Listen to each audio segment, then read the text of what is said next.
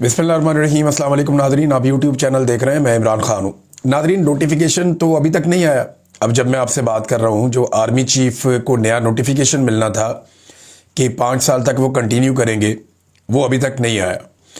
आएगा, कब आएगा, नहीं आएगा, ये बहुत सारी चेमगोइयाँ हो रही हैं। लेकिन एक बात तो बड़ी क्लियर है कि नवाज शरीफ और आसिम मुनीर साहब को आपस में ही सौदा करना पड़ेगा, क्योंकि मेरी दानिश में आसिम मुनीर जैसा जर्नैल नवाज शरीफ साहब को मिलेगा नहीं, जो इस लेवल तक मामलात को ले जाए जहां तक आज तक पाकिस्तान का कोई जर्नैल नहीं ले जा सका।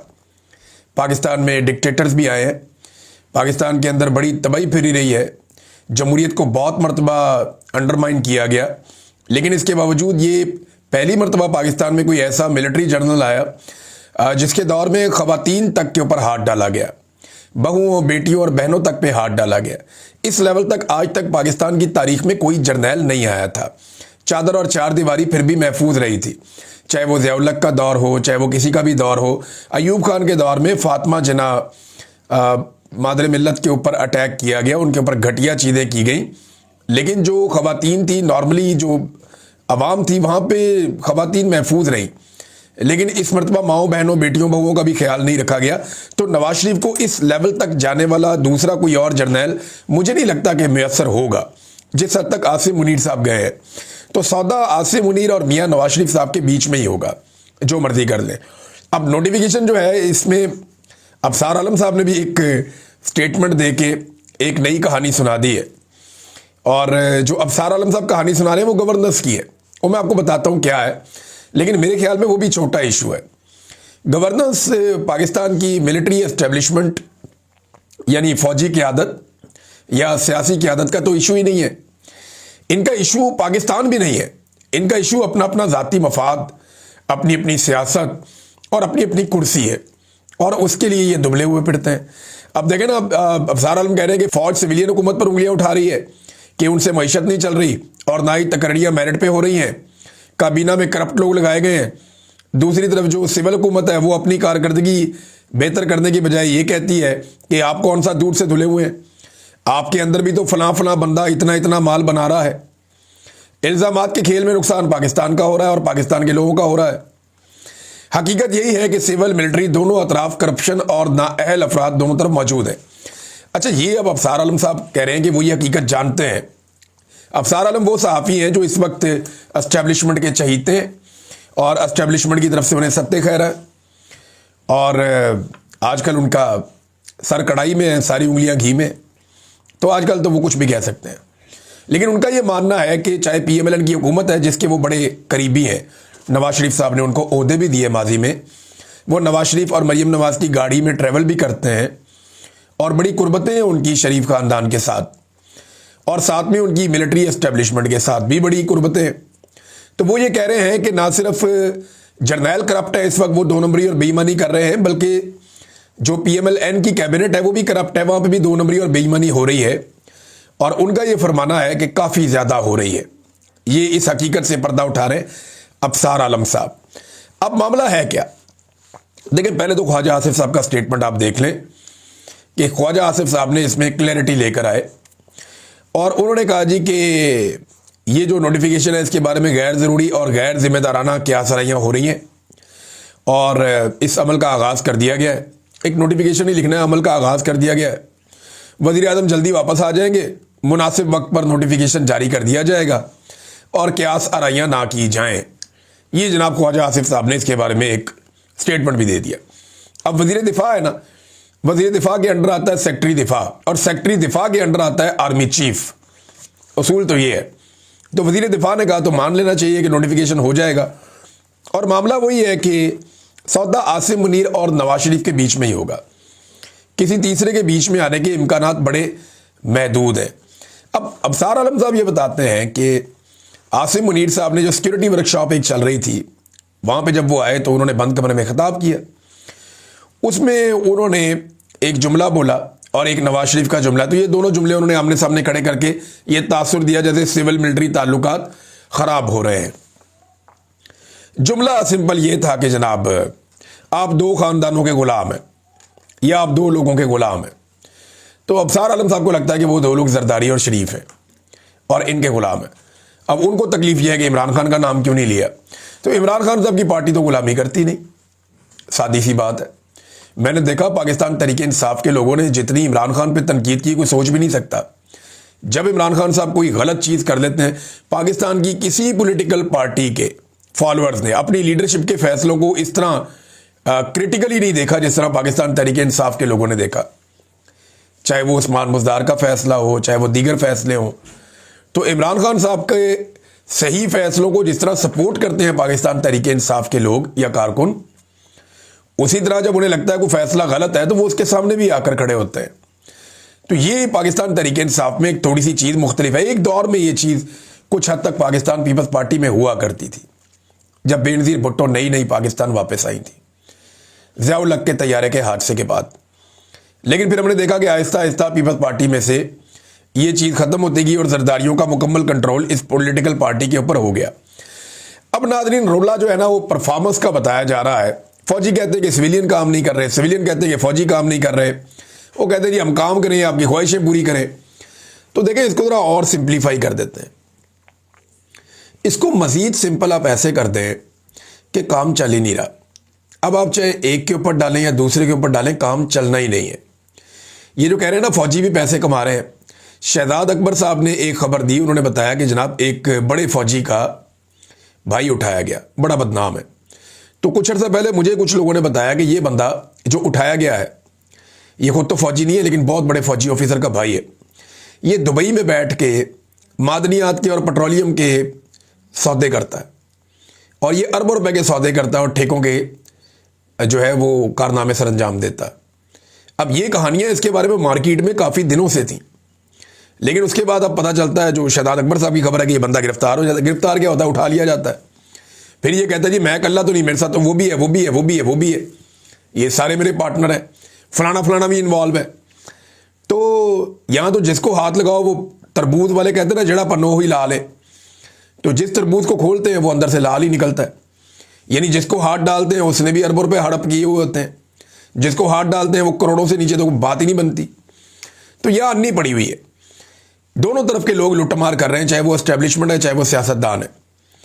और इसी लुटमार के लिए इन्होंने इमरान खान का रिजीम चेंज ऑपरेशन किया था कि इमरान खान की हुकूमत गिराओ, ये तो दिहाड़ियाँ बंद हो जाएंगी, हमारी दिहाड़ियाँ लगानी है। तो दिहाड़ियाँ तभी लगेंगी सियासतदानों की और जर्नैलों की जब इमरान खान जैसा सियासतदान नहीं होगा जो अवामी फैसले करने की कोशिश करेगा। और 3 साल में आपने देख भी लिया था कि इमरान खान साहब का जो तर्ज हुक्मरानी था वो इन लोगों से कम बहुत बेहतर था। अब मुल्क इनसे संभल नहीं रहा और दोनों तरफैन जो हैं वो इमरान खान पे इल्ज़ामात लगा लगा के थक भी गए। यानी पहले तो बड़ा आसान था ना कि इमरान खान पे इल्ज़ाम लगा दो, ये कह दो ये भी इमरान खान की वजह से हुआ, मईशत इमरान खान की वजह से तबाह हुई। अब जनाब 4 साल के बाद आप इमरान खान पे कैसे इल्ज़ाम लगा सकते हैं? 2022 की 21 की कहानी आप 2025-26 में नहीं सुना सकते। लिहाजा अब इमरान खान पे इल्ज़ाम लगाने की भी वो कैपेसिटी नहीं रही और दोनों तरफ थक गए कि कब तक इमरान खान पे डालेंगे। 1 साल हो गया, पीटीआई ने कोई एहतजाज भी नहीं किया। वो छोटा मोटा जलसा जुलूस तो हर पॉलिटिकल पार्टी करती है। और मेरे ख्याल में जमात इस्लामी ने पाकिस्तान तरीके इंसाफ से ज़्यादा पॉलिटिकल एक्टिविटीज़ की हैं, बड़े बड़े जलसे किए, हर शहर के अंदर किए। पीटीआई को तो करने नहीं दिया गया। तो 1 साल हो गया पाकिस्तान तरीके इंसाफ ने कोई एहतजाजी सियासत भी नहीं की। वो ज़्यादा से ज़्यादा बेचारे चंद बंदे इकट्ठे होकर अडियाला जेल के बाहर चले जाते हैं, वहाँ 4 नारे लगा देते हैं। इसके अलावा तो उन्होंने कोई बड़ा सियासी एहतजाज या कोई लॉन्ग मार्च या ऐसी कोई चीज़ नहीं की जिसके बाद ये कहें कि जनाब वो अदम इस्तेहकाम का शिकार कर रहे हैं पाकिस्तान तरीके इंसाफ वाले हुकूमत को, या वो काम चलने नहीं दे रहे। तो अब पाकिस्तान तरीके इंसाफ ने कुछ किया नहीं, लेकिन इसके बावजूद इस पूरे साल के अंदर हर शोबे में तनज़ली हो रही है। यानी सिर्फ नवंबर के महीने में आप उठाकर देखें तो टैक्स कलेक्शन हुई है, ये जो एफबीआर ने की है, इसमें 139 अरब रुपया कम इकट्ठा किया है। अंदाजा करें आप कि ये टैक्स भी अभी तक कलेक्ट नहीं कर पा रहे और हालात इतने पतले हैं पाकिस्तान के कि कोई चीज़ भी इनके कंट्रोल में नहीं आ रही। अब इल्ज़ामात एक दूसरे पे डाल रहे हैं, लेकिन असल मामला जो अभी भी मुझे ये लगता है बीच में फंसा हुआ है वो ये है कि नवाज शरीफ साहब इमरान खान साहब से मुस्तकिल छुटकारा चाहते हैं। उन्हें यह लगता है कि जब तक उन्हें या उनकी फैमिली को इमरान खान साहब से मुस्तकिल छुटकारा नहीं मिल जाता तब तक उनकी सियासत इसी गड़े में पड़ी रहेगी।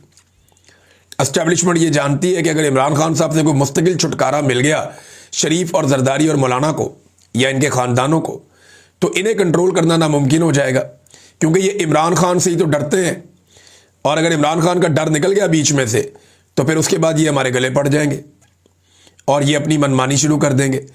तो अब यहां पे आके मामला मुझे लगता है फंसा हुआ है और नोटिफिकेशन भी फंसा हुआ है। लेकिन नोटिफिकेशन हो जाएगा और सौदा आसिम मुनीर और नवाज शरीफ के बीच में ही तय होगा, क्योंकि ये नेचुरल अलायंस है।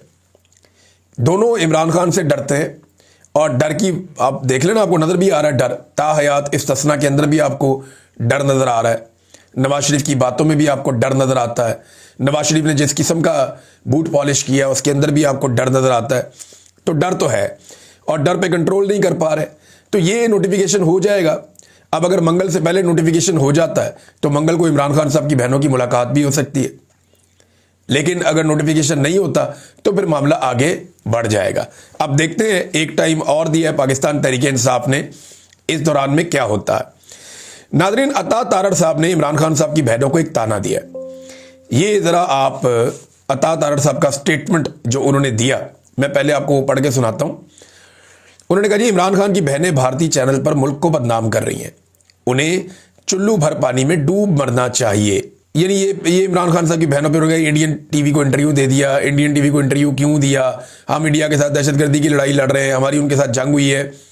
ये वो सारी बातें उन्होंने की और इमरान खान साहब की बहनों के ऊपर डाल दिया। अब अता तारड़ साहब, एक्चुअली जो आपने बात की है कि डूब के मर जाना चाहिए, ये तो फिर नवाज शरीफ साहब को डूब के मर जाना चाहिए। इमरान खान की बहन ने इंडियन मीडिया पे क्या डिस्कस किया? अपने भाई को डिस्कस किया, और वो कभी भी कोई वजीर आजम नहीं रही, एक आम औरत है। कभी MNA MPA भी नहीं रही, एक आम औरत है। कभी सरकारी मुलाजिम भी नहीं रही, एक आम औरत है। तो उसने इंडियन टीवी को इंटरव्यू दे दिया। लेकिन सवाल यह पैदा होता है कि आपका लीडर नवाज शरीफ अपने रियासती मामलात इंडियन टीवी चैनल्स के ऊपर डिस्कस करे उनके सहाफियों के साथ, अपने इदारों के मामलात इंडियन सहाफियों के साथ डिस्कस करे, फौज की सियासत में मुदाखलत को खुलकर इंडिया के साथ डिस्कस करे, उनके खिलाफ कार्रवाई के मामलात, गद्दारी के इल्जामात और पीठ में छुरा घोंपने जैसे इल्जामात वगैरह, ये सारे आपका साबिक वजीर आजम नवाज शरीफ इंडियन चैनल पर बैठ के लगाए, जो गलत नहीं है। यानी नवाज शरीफ ने जो बातें की मिलिट्री एस्टेब्लिशमेंट के खिलाफ, वो बातें ठीक हैं, और नवाज शरीफ ने जो बातें की वो इंडियन चैनल्स के ऊपर बैठ के की, तो उसकी चॉइस है, वो इंडियन चैनल पे बैठ के करे या अमेरिकन चैनल पे बैठ के करे, इससे क्या फर्क पड़ता है? तो अगर नवाज शरीफ गद्दार नहीं है या वो चुल्लू भर पानी में डूब के नहीं मर रहा, तो फिर नौरीन खानम क्यों चुल्लू भर पानी में डूब कर मर जाए? अता तारड़ साहब, इसके बारे में सोचिएगा। अगर आपको समझ आ जाए तो ठीक है, वरना फिर चुल्लू भर पानी में डूब कर मर जाइएगा, क्योंकि आपकी इतनी अकल ही नहीं है कि आपको कैबिनेट के इतने अहम ओहदे के ऊपर बिठाया जाए। जो आपको रटा देते हैं चंद अफसरान, वो आप आके पढ़ के सुना देते हैं या रटा रटाया आप आकर बोल देते हैं। अपने दिमाग से काम लीजिए। आपके लीडर ने कई मरतबा इंडियन चैनल्स को इंटरव्यू दिया। अभी कुछ अर्सा पहले आप लोगों ने इंडियन सहाफियों को वेलकम किया रायवंड में, जो बहुत अच्छी बात है। आप लोगों ने नरेंद्र मोदी को वेलकम किया, जनरल मित्तल को वेलकम किया हमेशा, जो बहुत अच्छी बात है। आप लोग वहाँ नवाज शरीफ साहब जाते हैं भारत में और कश्मीरी क़यादत से नहीं मिलते, हुर्रियत रहनुमाओं से नहीं मिलते, जो मियाँ नवाज शरीफ साहब की अपनी चॉइस है। मियाँ नवाज शरीफ साहब मोदी के साथ और इंडिया के साथ बेहतरीन ताल्लुकात बनाना चाहते हैं, जो बहुत अच्छी बात है। तो अगर मियाँ नवाज शरीफ साहब गद्दार नहीं है, तो एक इंटरव्यू अपने भाई के बारे में देकर नौरीन खानम कैसे गद्दार हो सकती हैं, या उन्हें चुल्लू भर पानी में क्यों डूब मरना चाहिए? सवाल तो ये है। नाज़रीन, यहाँ पे मेरे पास एक और खबर है, और खबर यह है कि गजा के मामले पर या इसराइल और फ़लस्तीन के मामले पर मोहम्मद बिन सलमान और डोनाल्ड ट्रंप में जो हल्की सी तलखी हुई, जिसमें मोहम्मद बिन सलमान ने यह कहा कि जब तक फ़लस्तीनी रियासत के क़याम का मामला तय नहीं हो जाता, तब तक अब्राहम अकॉर्ड का हिस्सा बनना मुमकिन नहीं है। अब मोहम्मद बिन सलमान साहब का यह बड़ा उसूली मौक़िफ़ है। यही बात इमरान खान साहब भी करते थे। मोहम्मद बिन सलमान वली अहद है, जो सुल्तान है शाह सलमान साहब, वो भी यही बात करते हैं, मोहम्मद बिन सलमान के वालिद। और ये एक पुराना मौक़िफ़ है कि फ़लस्तीनी रियासत का क़याम अमल में लाया जाए, फिर जो इसराइली रियासत है उसको भी तस्लीम कर लिया जाएगा। लेकिन उसके लिए शराइत ये है कि 1967 की पोजीशन पे जाएं। अब मोहम्मद बिन सलमान ने यही शर्त दोबारा डोनाल्ड ट्रंप के साथ रखी, जिस पे हल्की फुल्की तलखी हुई। पाकिस्तान ने फौरी तौर पे एस्टीमेट लगाया कि यार ये क्या हो गया, हम तो सोच रहे थे सारी गेम हाथ में है, तो हम तो 4 कदम आगे निकल गए थे, हमने तो करारदाद भी पास करवा ली। उधर मोहम्मद बिन सलमान ने डोनाल्ड ट्रंप को कहा जी पैसे वैसे मैं लेकर आ रहा हूं, इन्वेस्टमेंट मैं करूंगा यहां अमेरिका में, लेकिन ये जो आप इसराइल को तस्लीम करने वाली बात कर रहे हैं, इसकी कंडीशन वही है जो पहले इसकी कंडीशन थी। अब साथ ही पाकिस्तान ने भी अपना पैंतरा बदलना शुरू, पाकिस्तान के क्योंकि मास्टर्स है ना अमेरिका, सऊदीया, और पाकिस्तान ज़्यादातर सऊदीया से कंट्रोल होता है, तो पाकिस्तान के मास्टर्स जैसे ही अपनी पोजीशन बदलते हैं, पाकिस्तान भी अपनी पोजीशन को उसके मुताबिक अलाइन करता है। ख्वाजा आसिफ का स्टेटमेंट आ गया, गजा मुआहदे के हामी मुस्लिम ममालिक को अपनी पोजीशन पर दोबारा गौर करने की ज़रूरत पड़ सकती है, क्योंकि इलाके में नाजुक जंगबंदी की मुसलसल खिलाफ वर्जियां हो रही हैं। ख्वाजा आसिफ साहब ने देखा कैसे पैंतरा बदला है यहां पे। अब क्योंकि मोहम्मद बिन सलमान ने फौरी तौर पे कोई रद्द-ए-अमल नहीं दिया, तो पाकिस्तान को लगा कि हम ज़्यादा आगे ना निकल जाएं, लिहाजा अब ये पीछे हटना चाहते हैं। तो क्या ट्रंप इन्हें पीछे हटने देगा, ये भी एक सवाल है। मुझे लगता है जब भी ट्रंप का इनको फ़ोन आएगा ये जूते पॉलिश करना शुरू हो जाएंगे, क्योंकि अब तो आलमी सतह पे शहबाज शरीफ को कहा जाता है कि शू शाइन बॉय, जूते चमकाने वाला लड़का। तो शहबाज शरीफ साहब जो है वो दोबारा वही करेंगे। अब इसमें इसहाक डार साहब का एक स्टेटमेंट आया नाज़रीन, ये बड़ा इंटरेस्टिंग स्टेटमेंट है। डार साहब कहते हैं कि वजीर आजम ने आर्मी चीफ से मशवरा करके फौज भेजने का ऐलान किया। ये गजा में मशवरा नहीं, आर्मी चीफ के हुक्म पर, आपको यह कहना चाहिए था।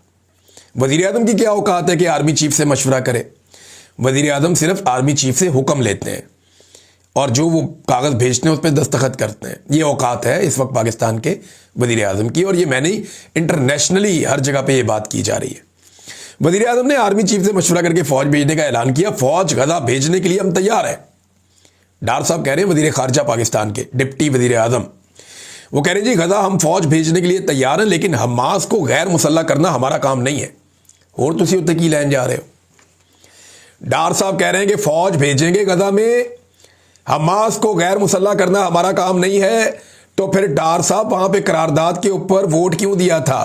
वो करारदाद तो यही कहती है कि हमास को गैर मुसल्ला करना है और उसके लिए एक स्टेबलाइजेशन फोर्स भेजनी है। ये जो फौज जाएगी इसकी जो बेसिक ड्यूटी होगी, नंबर 1 हमास को गैर मुसल्ला करना, नंबर 2 इसराइल की सरहदों की हिफाजत करना।